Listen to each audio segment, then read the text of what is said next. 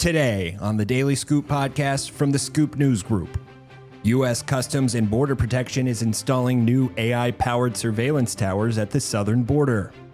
And an autonomous maritime drone rescues U.S. military pilots after a Middle East crash. It's Wednesday, June 10th, 2026. Welcome to the Daily Scoop podcast, where you'll hear the latest news and trends facing government leaders. I'm the host of the Daily Scoop podcast, Billy Mitchell. Thanks so much for joining me. And now let's dive into the day's top headlines. U.S. Customs and Border Protection is moving forward on AI-powered autonomous surveillance towers that are expected to be deployed across the southern border, signing a $71 million task order with GDIT last week. The award is the latest in a massive indefinite delivery, indefinite quantity contract worth up to $1.8 billion that kicked off 3 years ago and is aimed at modernizing and expanding CBP's surveillance tower system. GDIT is a key player in CBP's modernization plans as the prime contractor on a remote video surveillance program, the developer of a CBP database with quantum sensors, and a fundamental part of a number of other projects, including the Smart Border Wall. Michael Wagner, Vice President of Biometrics, Border, and Transportation Security at GDIT, told DefenseScoop that the company started working on this next-generation autonomous tower about 3 years ago and has gone through several iterations of solutioning and testing and validating out in the field. The surveillance towers come in two sizes, 80 feet or 120 feet.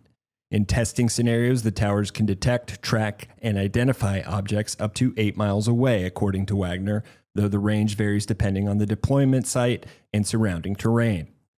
Built for off-the-grid locations, the towers feature solar panels and, in some cases, diesel backup generators and tanks. Edge computing also enables deployment in remote areas without sacrificing speed or function, Wagner said. GDIT is looking to incorporate counter-UAS capabilities in the future amid the rise of drone threats at the border, but for now the towers are focused on the ground. They are equipped with several cameras and sensors that can track hundreds of targets simultaneously. Thermal infrared imaging helps the system better determine items of interest in darkness or low visibility, and laser range finding improves distance assessment and identification accuracy. On top of all that, AI powers the classification capabilities, distinguishing between a car, person, animal, or other object. Over time, and with the help from human operators, the goal is for the system to be able to determine whether a person is carrying a weapon or large backpack, according to Wagner. And then another layer of AI connects several towers together into one operating picture for those back in command and control centers. Now moving on to other news, the American military deployed an autonomous Corsair maritime drone built by Saronic to find and recover 2 soldiers who were stranded near the Strait of Hormuz on Monday after the Army AH-64 Apache helicopter crashed during a patrol operation, U.S. Central Command spokesperson Capt. Tim Hawkins told DefenseScoop. The confirmation of this unique rescue mission comes as military tensions are surging in the Middle East amid the United States-Iran conflict.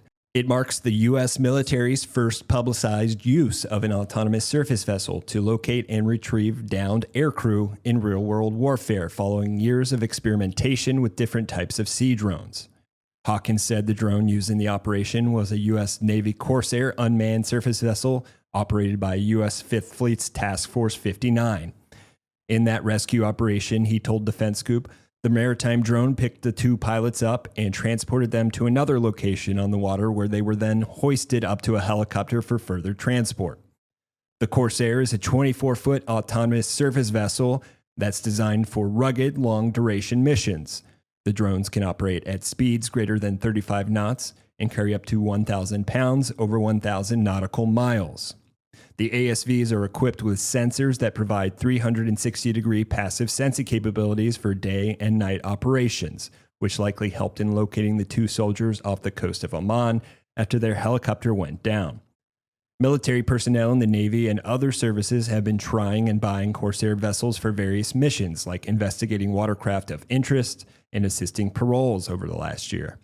As Hawkins suggested, the Navy's Unmanned Systems and AI Integration Unit based in the Middle East, Task Force 59, is one of those teams, as it's deploying the vessels to expand CENTCOM's maritime domain awareness against escalating threats. Last year, the Navy tapped Texas-based Saronic to produce multiple batches of its autonomous maritime drones by mid-2031 under an other transaction agreement worth more than $392 million. CENTCOM sent a statement to reporters early Tuesday confirming that the soldiers who were downed in the Apache crash were safely rescued within approximately 2 hours and that the cause of the incident is under investigation. For more news at the intersection of the federal government and technology, make sure to visit fedscoop.com. Thanks so much for tuning in to another episode of the Daily Scoop podcast, available on all podcast platforms. If you've already rated the podcast on your platform of choice, thanks so much. High ratings and good reviews of the show help more people to find it. The Daily Scoop podcast is a production of the Scoop News Group in Washington, D.C. Adam Butler and Carlin Fisher help put the show together, and the entire Scoop News Group team contributes. We'll be back tomorrow with more top headlines. Until then, I'm your host, as always, Billy Mitchell. Thanks so much for listening.